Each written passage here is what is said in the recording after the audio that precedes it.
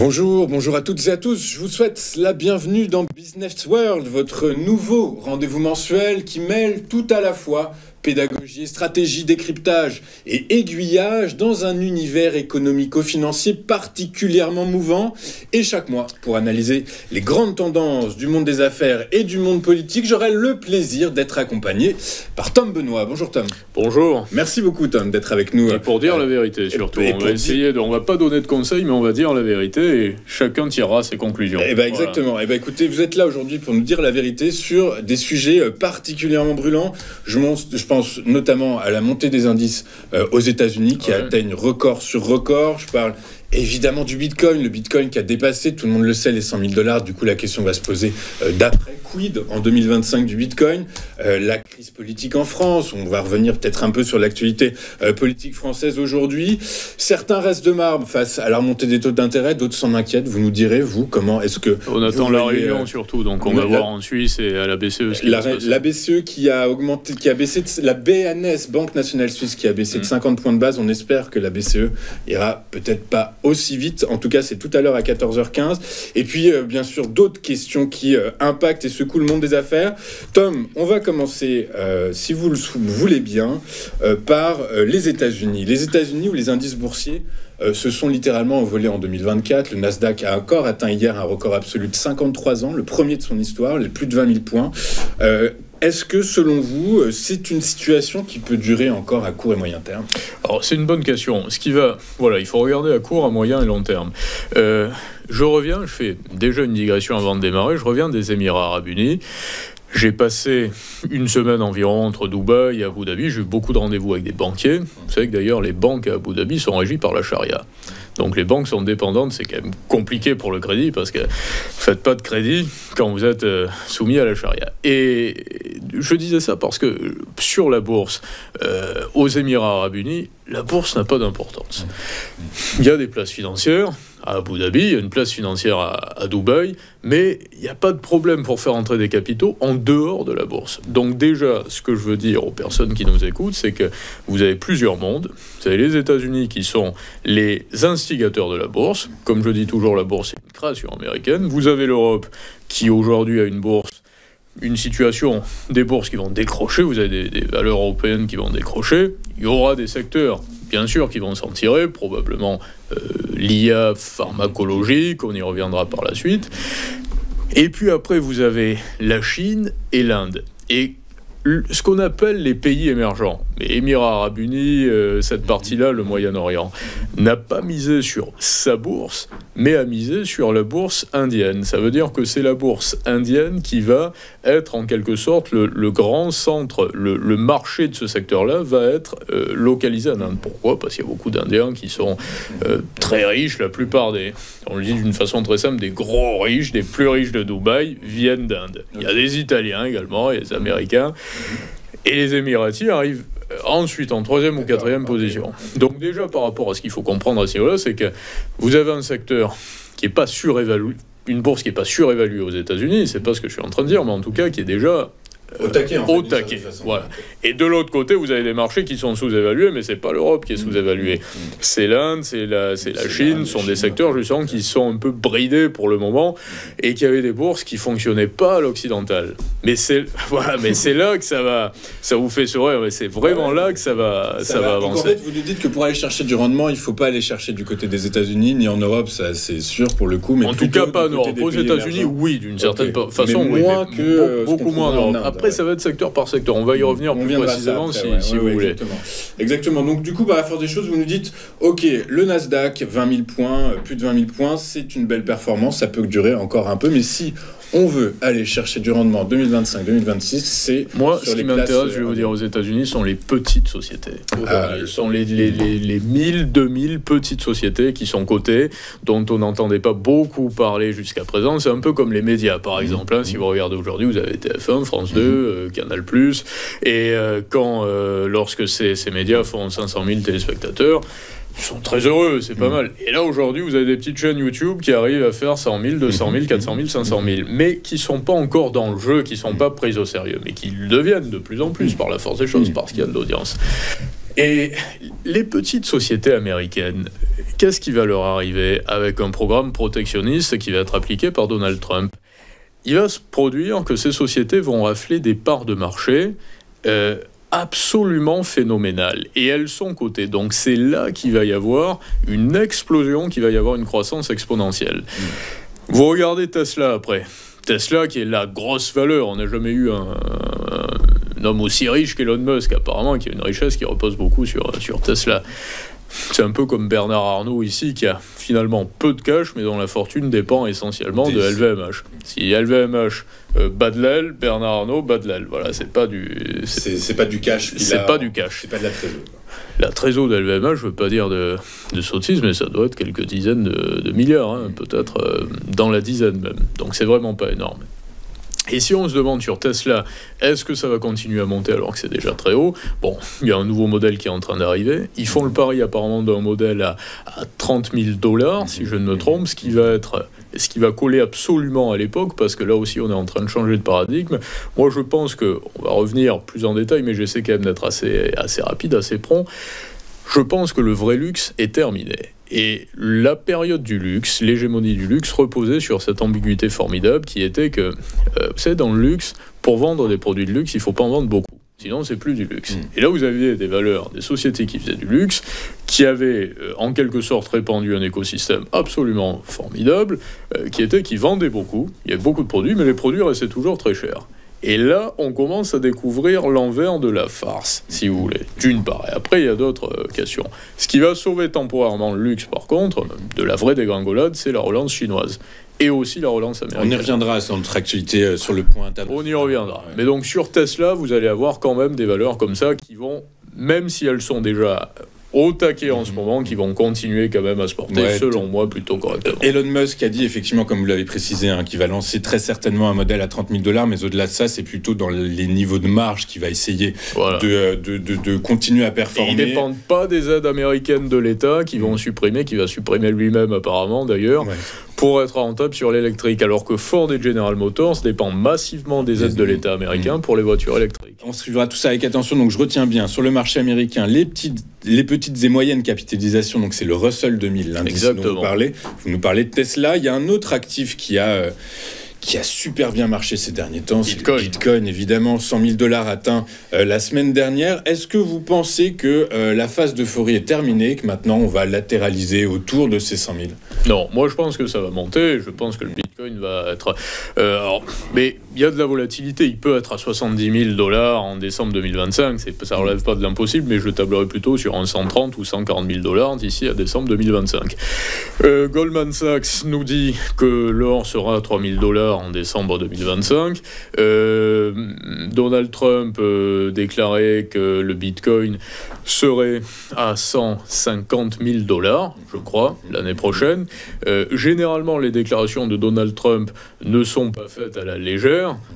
Donald Trump n'aurait pas dit « je vais mettre à bas l'économie russe ». Je veux dire, voilà, il y a des paroles de chefs d'État ou de dirigeants qu'il faut écouter soigneusement. Et puis après, il y a les paroles qui relèvent de la mauvaise com, où on a le chef d'État qui voudrait, qui prend ses rêves pour des réalités. C'est pas le cas de Trump. Quand Trump dit quelque chose, et c'est pour ça que je dis aussi, faites très attention à toutes les déclarations de Trump par rapport au dollar. Et même s'il n'a pas la main sur la Banque centrale, écoutez ce qu'il dit pour savoir s'il va diriger le dollar plutôt à la hausse ou plutôt à la baisse. Trump, il parle un peu moins en ce moment, justement, que ce soit d'un point de vue géopolitique ou économique. On est habitué à ce qu'il ait des envolées lyriques un peu épidermiques. Là, c'est ce qu'on appelait, ce que Georges Marchais, Mitterrand appelait l'état de grâce dans les années 80, pour les plus anciens, voilà, dont je ne fais pas partie.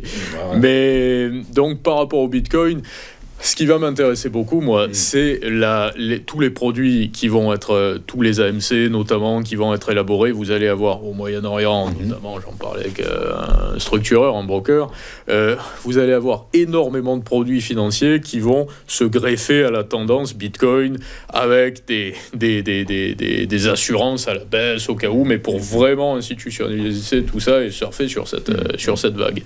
Parce que lorsque vous créez un produit financier, vous ne cherchez pas forcément un actif qui va surperformer, vous cherchez un actif qui intéresse. Vous dites, moi, ce qu'il faut, c'est que je puisse positionner l'actif. Exactement. Oui, la visée est commerciale. Elle est commerciale.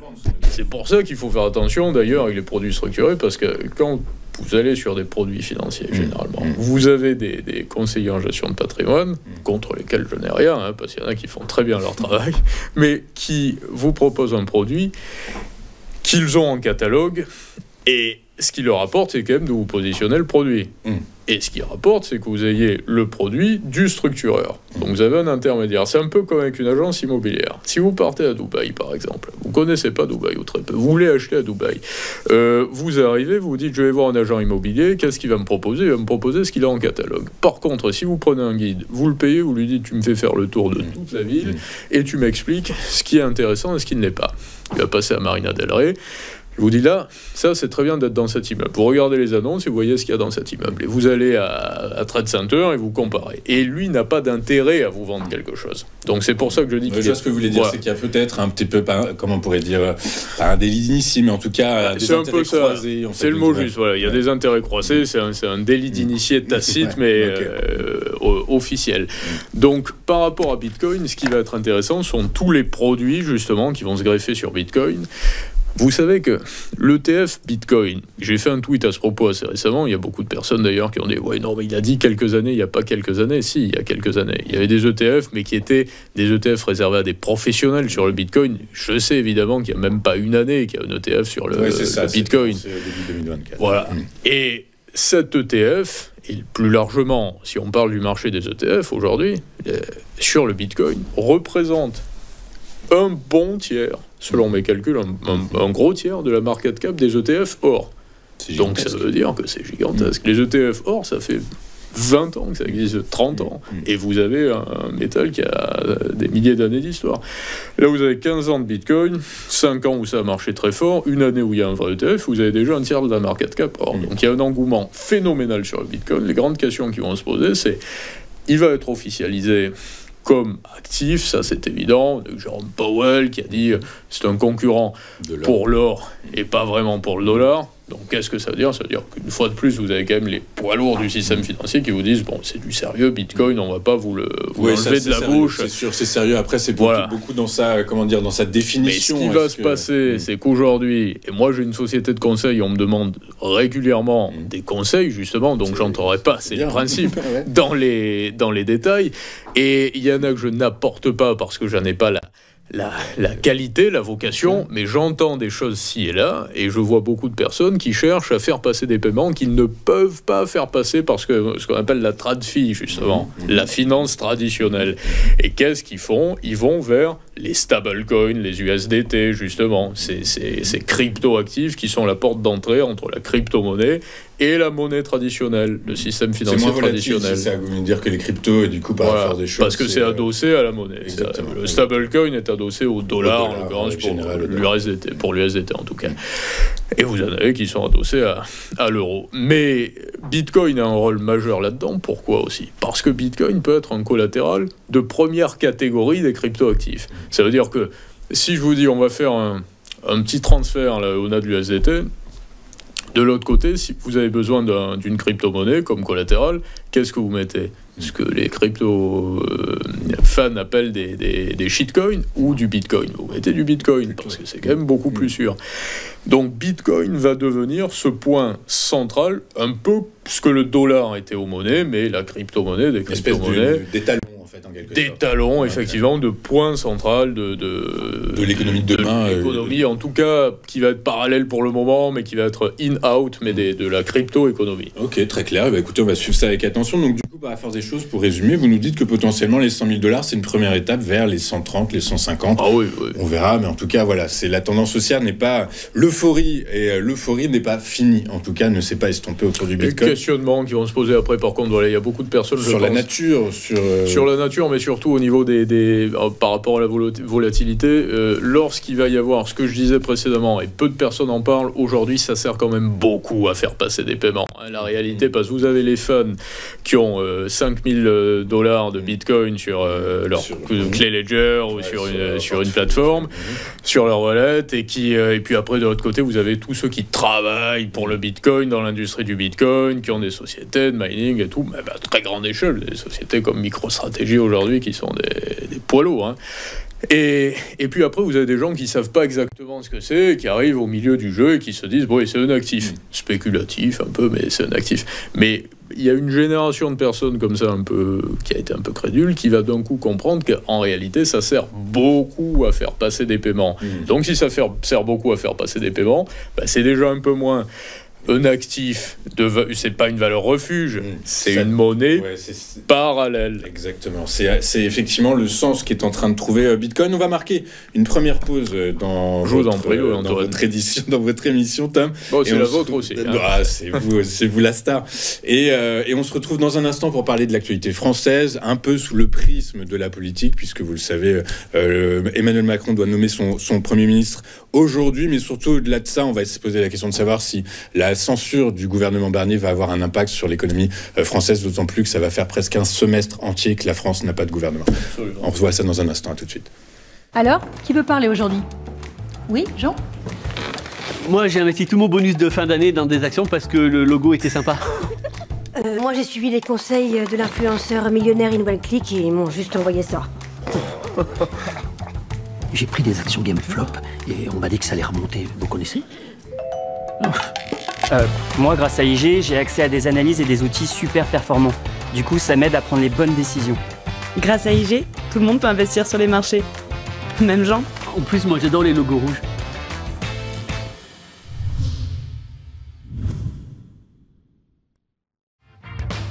Découvrez le nouveau service incontournable de Day by Day. One Trade for You. Vous êtes un débutant ou un trader chevronné? Ce service est conçu pour vous. Imaginez avoir accès à des analyses d'experts vous permettant d'améliorer vos trades sur les produits dérivés. Abonnez-vous dès maintenant sur onetradeforyou.fr car votre succès est notre priorité.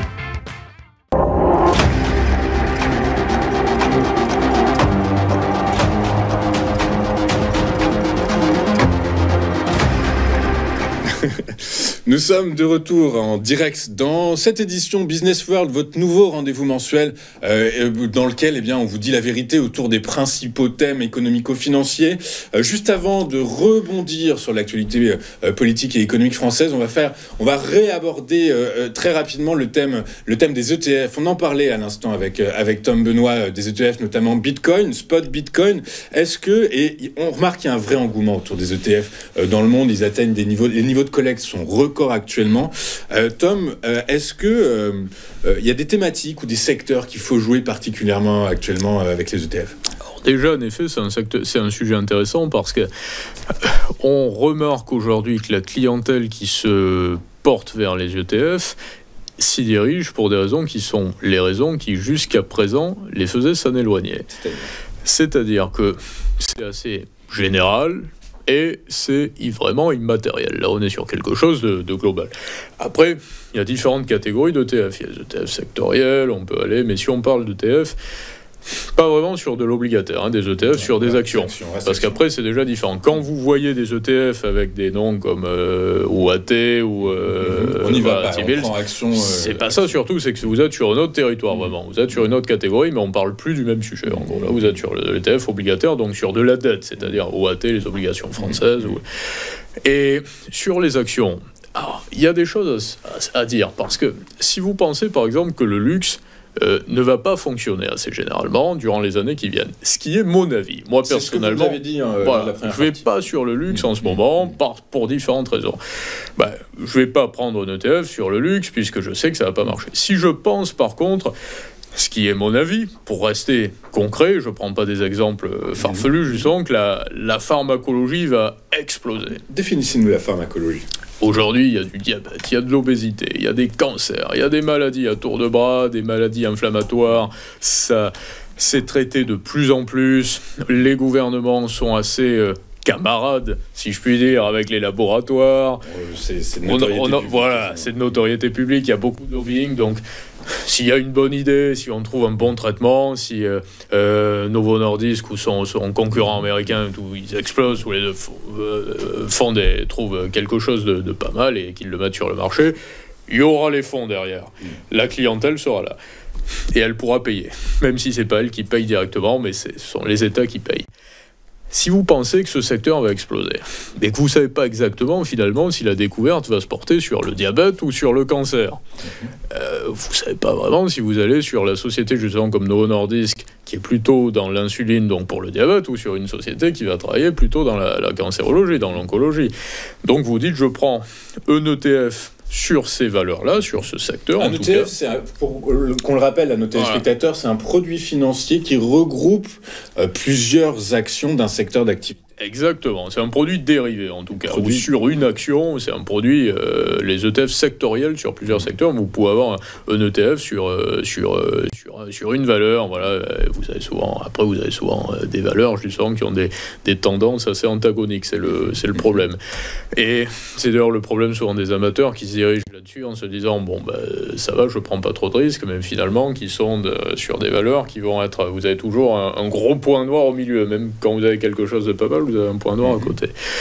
Mais donc les ETF sectoriels, c'est quand même assez intéressant pour ça, parce que ça permet déjà d'avoir une grande tendance, quand on a compris la tendance, et c'est bien pour les amateurs, pas pour les experts. Donc c'est peut-être pour les gens qui nous écoutent plus précisément. Ouais, voilà. C'est ça, vous dites qu'il y a un risque en fait, en réalité, un risque de perte en capital. Si vous connaissez bien surtout, si vous connaissez bien le secteur, vous avez compris quelle valeur allait exploser. Vous n'avez pas besoin d'aller sur un ETF sectoriel et vous dire j'essaie de générer, parce que vous avez beaucoup d'épargnants qui se disent si je prends un ETF monde, le gros ETF monde justement, je suis sûr d'avoir de la performance, parce que dans le tas, voilà, il n'y aura pas de catastrophe, et puis on voit que la bourse se porte plutôt pas mal généralement, donc je sais qu'il n'y a pas de risque. Et même quand vous allez dans des grandes banques aujourd'hui, poids lourd vraiment, je parle des grosses banques privées, qu'est-ce qu'ils font ? Ils ont ils vous indexent par rapport au S&P 500 ou au CAC 40, donc il n'y a pas de risque. Donc les ETF, c'est intéressant pour ça, mais en tout cas, ça prend une part assez phénoménale, et toute génération confondue, donc ça plaît naturellement aux jeunes, c'est dématérialisé, moderne dans l'état d'esprit, mais beaucoup aux jeunes retraités aujourd'hui, cette génération de post-68 ans, on va dire, qui manie bien le numérique, qui connaît l'informatique et qui, justement, a compris tout ce qu'on venait de dire. Ok, très clair. Donc, les ETF, donc, vous nous dites, effectivement, c'est un produit financier intéressant. Vous nous dites de regarder la pharmacologie. On va, effectivement, s'y intéresser. Tom, si vous le voulez bien, on va basculer sur l'actualité française, maintenant, l'actualité politique et économique française. Ce que je disais en fin de première partie, c'est que si on dézoome, on se rend compte que depuis à peu près un semestre, globalement, la France n'a pas de gouvernement. C'est une situation inédite qu'on n'a quasiment jamais rencontrée. Est-ce que il faut s'alerter sur le fait que, à l'endroit de l'économie française pour 2025, est-ce qu'il va y avoir des conséquences et un impact majeur ? Sur le plan obligataire, c'est-à-dire de la dette, aujourd'hui, il n'y en a pas spécialement sur les taux d'intérêt, en tout cas. Ils sont stables. Ils sont stables. Ils sont même plus bas qu'à la période où... la BCE. Oui, c'est la BCE. On y reviendra. Qui intervient même quand elle ne l'avoue pas, quand elle ne le dit pas. Vous verrez rarement des gros titres de presse en disant « ça y est, ce matin, la BCE est intervenue ». Non, ça relève des bruits qui courent. Le marché obligataire français, plutôt stable, même s'il y a un risque politique évident. Plutôt stable, mais pour des raisons qui sont à double tranchant et très risquées. J'en ai parlé régulièrement. N'oubliez pas une chose, il faut le rappeler aux personnes qui nous écoutent et qui veulent comprendre. Vous avez un pays qui s'appelle la France, qui est surendetté, c'est-à-dire un État. Quand j'entends parler de dette hors bilan également, ne tombez pas dans le piège de la sémantique, ne vous amusez pas à vous faire peur, si je puis dire. Pourtant, cette dette hors bilan. Différemment, c'est pas la même chose. Si vous, aujourd'hui, vous avez 400 000 euros de crédit sur votre maison et qui ont été contractés, ces crédits, à la banque... C'est dans mon bilan. C'est dans votre bilan. Et après, vous allez me dire, non, mais je suis aussi endetté parce que j'ai un fils ou une fille, je sais que vous êtes jeune papa, je ne sais pas, un fils, et vous me dites, mais je vais devoir lui payer des études, et j'ai prévu de lui faire Harvard, donc ça va me coûter très cher. Je vous dis, attendez, ça, peut-être qu'il ne fera pas Harvard parce que la situation sera difficile pour vous, et que vous aurez été mis sur la paille avant ça. Il fera je ne vous le souhaite pas, et je lui souhaite de faire mieux. Mais ce que je veux dire par là, c'est que ce qu'il faut voir, moi, ce que je vois, c'est que quand on parle de dette publique, ça veut dire que la France a 3200 et quelques milliards de dettes sur les marchés qui sont en portefeuille, qui ont déjà été achetés. Et c'est cette dette qu'il faut rembourser. C'est ça, la dette. Après, la question, c'est de se dire, est-ce que la France, justement, va avoir d'un seul coup des taux d'intérêt à long terme qui vont monter en flèche parce qu'elle ne va plus suffisamment rassurer, et parce qu'on va se dire, elle ne peut plus lever l'impôt. Et les gouvernements, il n'y a même plus de gouvernement. Il y a encore de la place pour lever de l'impôt en France. Et il n'y en a plus, justement. Il n'y a plus de place. Il n'y en a plus parce que toutes les sociétés, quand on vous dit que la France est une grande économie, c'est pas faux, il y a de grosses sociétés. Il y a pas mal d'actifs en face aussi. Enfin, d'actifs, j'entends d'actifs. J'allais y venir. Voilà, et l'impôt sur les sociétés, il est levé à quel endroit ? À l'extérieur, les grosses sociétés françaises. Et elles rêvent toutes d'aller se faire coter ailleurs. C'est Total qui table sur une double cotation, là, qui est en train finalement de revoir. Mais j'en avais parlé chez vous d'ailleurs, je crois, il y a 6 ou 8 mois, je vous disais, mais évidemment que Total va aller se faire coter à New York. Et là, c'est en train de se. On est en train de vraiment. C'est pas les seuls. Vincent Bolloré également, qui a délocalisé un peu à Londres, un peu entre Havas et Canal+. Donc vous avez beaucoup de sociétés françaises qui vont se faire coter ailleurs. Et ces sociétés, elles payaient déjà leur impôt sur les sociétés ailleurs, puisqu'elles font leur cash en dehors. Donc si on dit que la France est une grosse économie, c'est une grosse économie de façade, mais elle n'est pas en capacité par rapport à son économie, au flux qui relève réellement de l'économie de marché, d'augmenter l'imposition. Donc ça ne passera pas par l'impôt. Tom Benoît, on parle d'imposition, on parle de fiscalité. Est-ce qu'en fait, on vous dit qu'il n'y a plus de place, effectivement, il semble qu'il n'y ait plus de place. Peut-être une petite, c'est celle à l'endroit des grandes fortunes. Est-ce qu'il faut lever le tabou de l'imposition des grandes fortunes ? Moi, je suis contre la taxation des grandes fortunes, je l'ai toujours dit. Mais pour plusieurs raisons. Parce que, premièrement, c'est un mauvais état d'esprit. Moi, je suis contre l'aide aux grandes fortunes. Par contre, je ne suis pas vraiment d'accord sur le principe de dire qu'il faut signer des chèques pour des sociétés qui appartiennent, qui sont logées dans des holdings qui, effectivement, sont des grandes fortunes. C'est un fait. Donc, on ne les aide pas. Mais on ne va pas leur piquer leur argent, quoi. Voilà, je veux dire, s'ils gagnent de l'argent parce qu'ils ont réellement une économie qui fonctionne, laissons-les. Je crois qu'ils génèrent déjà suffisamment de prélèvements. Ça, c'est la première raison. Mais la deuxième, c'est surtout parce que ça ne marche pas. Voilà. Ça ne marche pas, pourquoi ? Parce que ça ne fonctionne pas parce que ce qu'on appelle les grandes fortunes, mais quand on parle de super profits... Oui, c'est là où on est... C'est vraiment, c'est Hermès...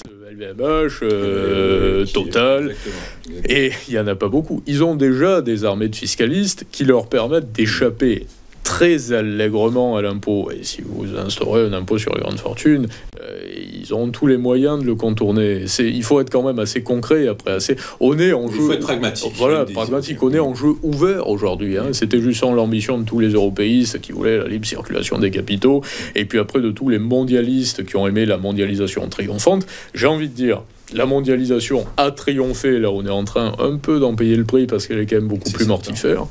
Mais par ailleurs, elle est bel et bien là, et c'est vrai que même individuellement, même si vous n'êtes pas Bernard Arnault, vous pouvez partir, vous pouvez vous délocaliser physiquement et vous pouvez continuer à gérer des affaires à droite et à gauche, c'est-à-dire aux États-Unis ou en Asie, en France, et avoir des activités secteur par secteur, grâce à Internet, grâce à la libre circulation des capitaux, grâce à la numérisation des banques également. Faites passer des paiements d'un continent à un autre comme rien aujourd'hui, ce n'est pas le cas il y a 20 ans. Effectivement, alors pour autant la mondialisation dont vous parlez effectivement est en fin de cycle, on le sait tous maintenant. Elle est surtout dans une période où elle fait plus de massacres que ce qu'elle apporte de bénéfices. Mais il n'y en a jamais autant eu par ailleurs. Exactement, mais alors justement vous parlez de massacres liés à la mondialisation, si on se focus sur la France encore, on va parler du surendettement des ménages qui atteint des niveaux records. Est-ce que ça va pouvoir s'arranger quand même ? Est-ce que, est-ce que ça peut s'arranger ? Est-ce que finalement on n'est pas dans une spirale d'endettement qui fait que ce soit l'État ou les ménages, le crédit est malheureusement un revenu, est devenu un revenu comme un revenu classique. Ça, c'est une grosse problématique parce qu'aux États-Unis, il y a beaucoup de... Je crois qu'ici, c'est une augmentation de 12% sur la dernière année. Les dépôts de dossiers, de surendettement. Et aux États-Unis, il y a beaucoup de crédits sur les cartes de crédit. Ils arrivent un peu au bout, là, en ce moment. Ils continuent à faire des crédits sur les cartes, mais il va y avoir un gros problème sur le premier trimestre 2025. On va entendre parler de ça. Et en effet, il y a beaucoup de ménages qui n'ont plus de capacité à générer du cash. Mais un peu pour les raisons que nous évoquions précédemment, parce que les capitaux passent tellement rarement par l'économie réelle aujourd'hui et ça passait aussi par l'immobilier. Je parlais de Dubaï précédemment. Vous regardez aux Émirats Arabes Unis, attention, je ne veux pas qu'on dise oui, mais Dubaï, c'est un microcosme, il n'y en a qu'un dans le monde, on ne fera pas. Premièrement, c'est beaucoup moins ostentatoire que la dimension qu'on peut penser, peut penser, ou la dimension qu'on lui attribue généralement. Et vous avez beaucoup d'argent qui est gagné. Quand je dis beaucoup d'argent, je suis volontairement prosaïque parce que je parle de ménages et de petits investisseurs par l'immobilier. Quand le bâtiment va, tout va, on disait précédemment. Pourquoi ? Parce que si vous obtenez un crédit et que vous investissez dans l'immobilier, vous pouvez être un petit investisseur, premièrement. Et deuxièmement, si vous investissez dans de l'immobilier qui est stable et qui se trouve dans un État ou une monarchie ou un pays en tout cas où vous n'avez pas un gouvernement qui va vous laisser entendre qu'il pourrait peut-être venir prendre directement sur cet immobilier pour rembourser la dette de l'État, vous êtes déjà un peu plus rassuré, déjà un peu plus en capacité de vendre un peu plus cher durant les mois et les années qui viennent. Donc le problème de la France aujourd'hui, c'est que vous avez une situation économique à tous les niveaux, privée, l'immobilier, les entreprises, qui fera que les épargnants ne seront pas en capacité, d'une façon générale, il y en a qui le pourront, mais d'une façon générale, les dossiers de surendettement vont continuer avec l'os. C'est que le début. Mais ça ne veut pas dire qu'il n'y en a pas qui vont s'en sortir, par contre. C'est le but. Vous êtes plutôt alarmant, d'une certaine façon, alarmant, si je peux, vous êtes inquiet en tout cas. Même pas, c'est la citation, je vais l'estropier, comme on dit en Provence, mais qui disait celui qui regrette le sens des voiles est pessimiste, celui qui veut changer le sens des voiles est optimiste, et celui qui s'adapte, le sens du vent, celui qui adapte les voiles au sens du vent est réaliste. Et donc le but, c'est de voir la réalité. Sans la biaiser, cette réalité, sans la galvauder.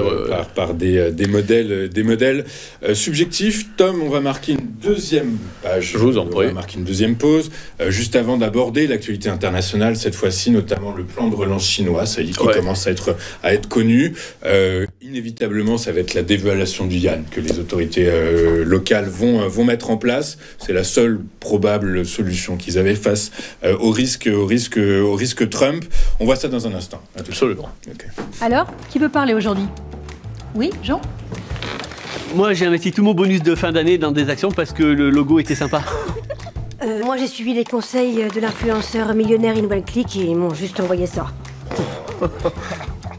J'ai pris des actions GameFlop et on m'a dit que ça allait remonter. Vous connaissez ? Moi, grâce à IG, j'ai accès à des analyses et des outils super performants.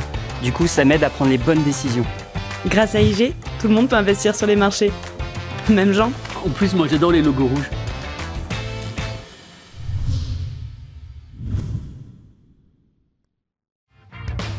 Découvrez le nouveau service incontournable de Day by Day. One Trade for You. Vous êtes un débutant ou un trader chevronné? Ce service est conçu pour vous. Imaginez avoir accès à des analyses d'experts vous permettant d'améliorer vos trades sur les produits dérivés. Abonnez-vous dès maintenant sur onetradeforyou.fr car votre succès est notre priorité.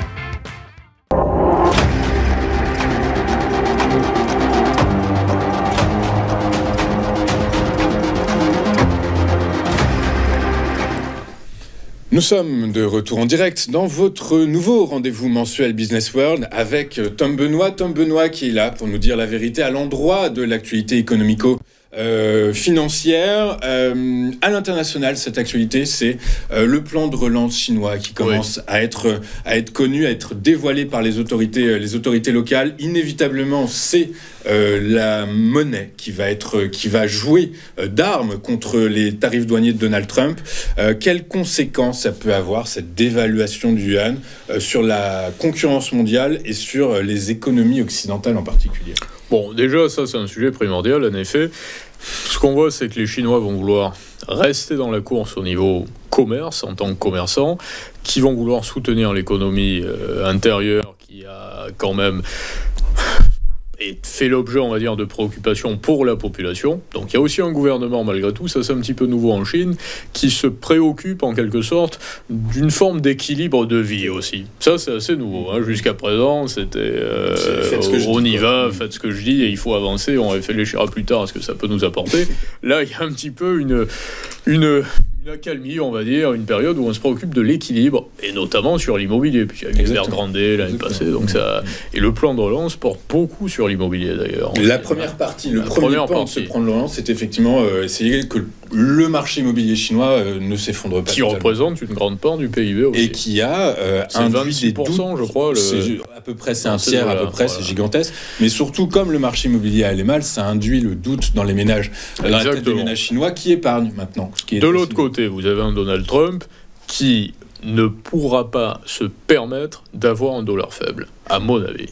Mais qu'on me dise pas dans 6 mois, pourtant le dollar à un moment a un peu baissé, c'est ce que je suis en train de dire, c'est qu'il va falloir, et je l'ai dit précédemment, écouter ce que dira Trump, parce que ce que dira Trump définira l'avenir du dollar. Si le dollar, parce qu'il y a 3 points, il y en a plusieurs, mais de réussite pour Donald Trump, c'est la bourse. La bourse ne peut pas baisser sur les 6 premiers mois aux États-Unis. Si la bourse américaine commence à battre de l'aile, ce sera un échec pour Donald Trump. C'est sûr. Si, avec un programme qui est au départ, avec l'effet élastique en quelque sorte, quelque peu inflationniste, moi je pense pas qu'il le soit. Il paraît qu'il... Enfin, oui. Moi je dis quelque peu, justement, parce que j'entends... Oui, bien sûr. Ah oui, mais si on écoute ce qu'on dit ici...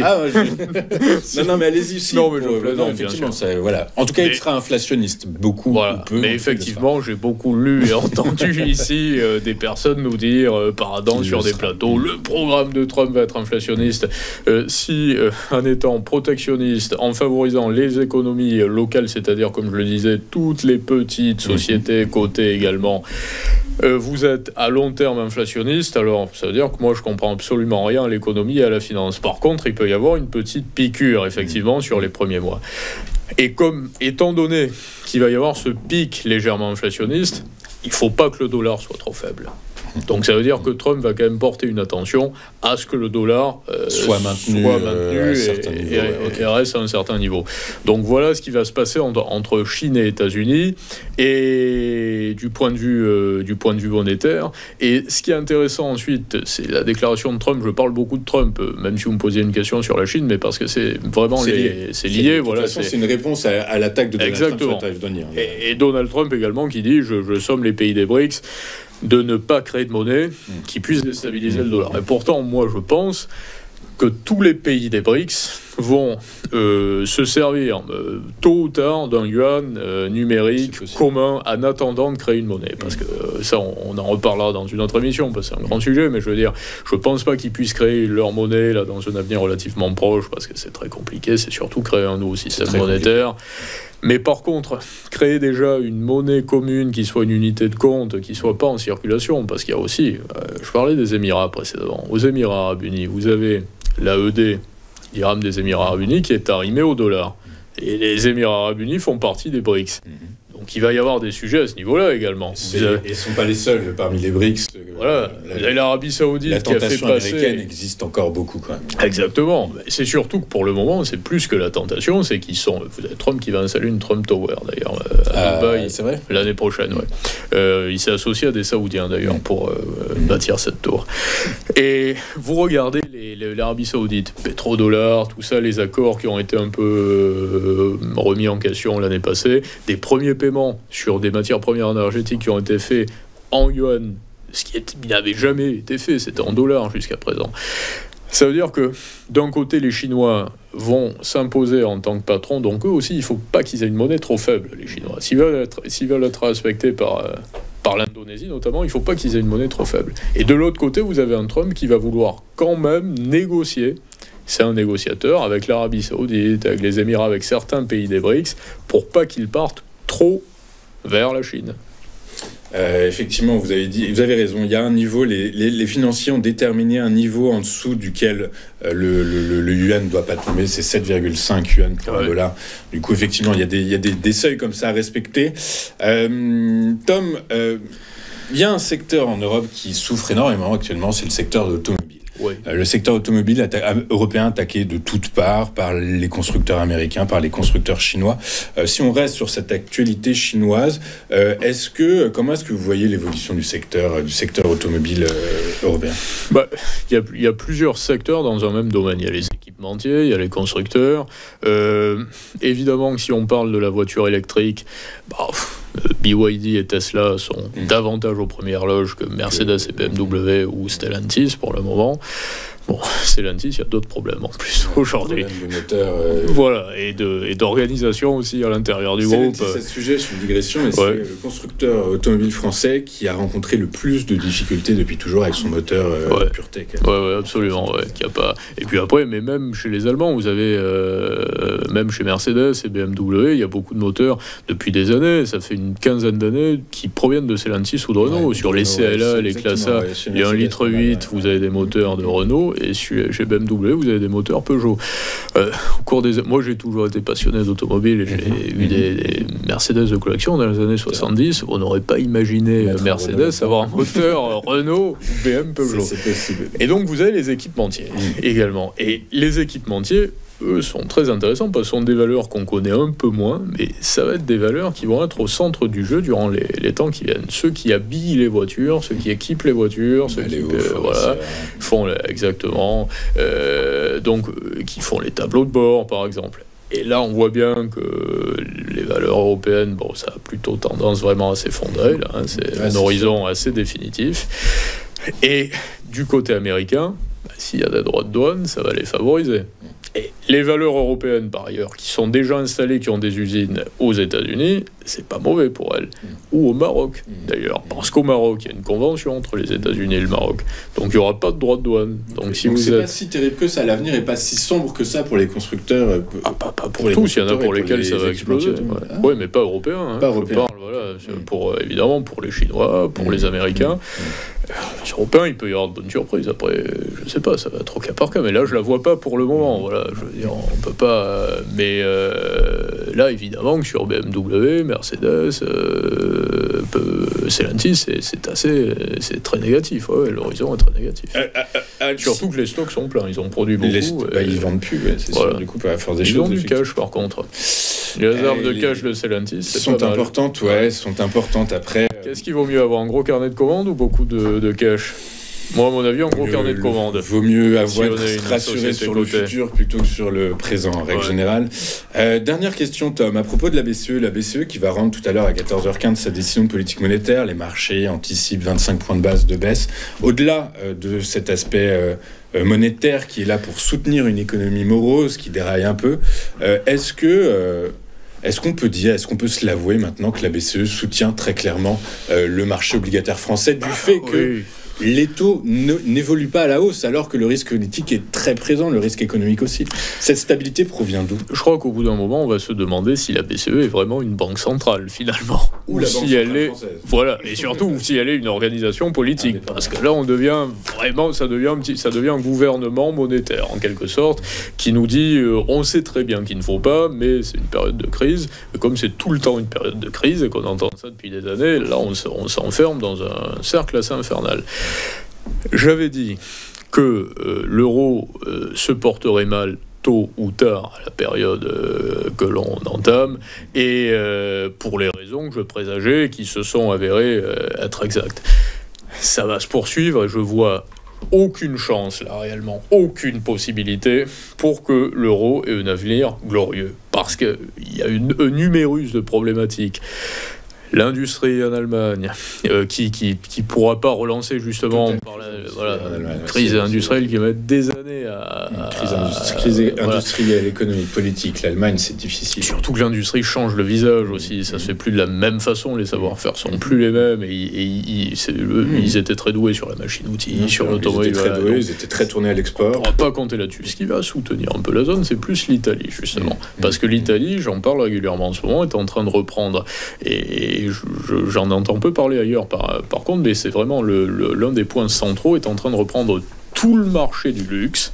Et vous verrez que dans les 2 à 3 années qui viennent, vous allez commencer à avoir de nouveaux groupes dont vous n'entendez pas parler, qui sont de vrais groupes de luxe italiens, qui font du vrai luxe, des produits de qualité. Ça ne repose pas sur l'image de marque, ils vont la créer, l'image de marque, mais ce sera beau, moins cher, et au juste prix. Et tous ces groupes-là vont monter. Donc en Italie, vous allez avoir de la croissance, ça va plus être le point noir, la lanterne rouge de l'Europe. Voilà.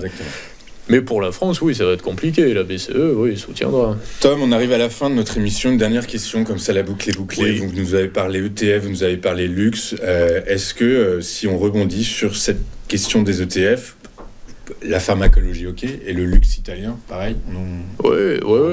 Sur les ETF sectoriels, oui, sur ces secteurs. Oui, après, c'est difficile de trouver exactement, voilà. Bien sûr, mais c'était pour boucler cette émission. Mais même sur le Bitcoin, vous allez avoir beaucoup.